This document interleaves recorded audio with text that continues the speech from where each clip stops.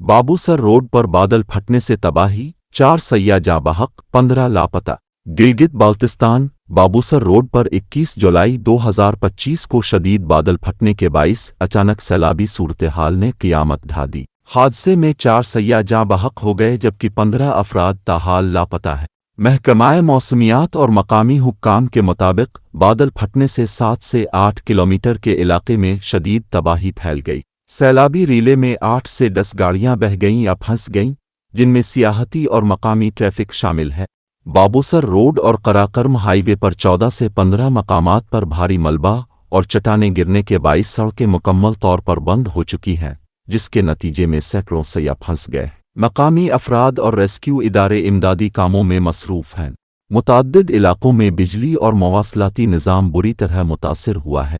NDMA ने गिलगित बाल्तिस्तान के पहाड़ी नदी नालों में अचानक तुग़यानी का इंतबाह जारी कर दिया है और गैर ज़रूरी सफ़र से गुरेज की हिदायत की है।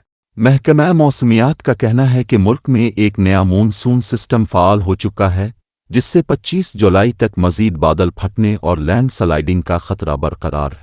याद रहे कि रवां मानसून सीज़न के आगाज़ से अब तक 26 जून से मुल्क भर में बारिशों और सैलाबी वाक़यात के नतीजे में 221 अफराद जाँ बहक जबकि 591 ज़ख्मी हो चुके हैं, जिनमें गिलगित बाल्तिस्तान बदतरीन मुतासरा इलाकों में शामिल है।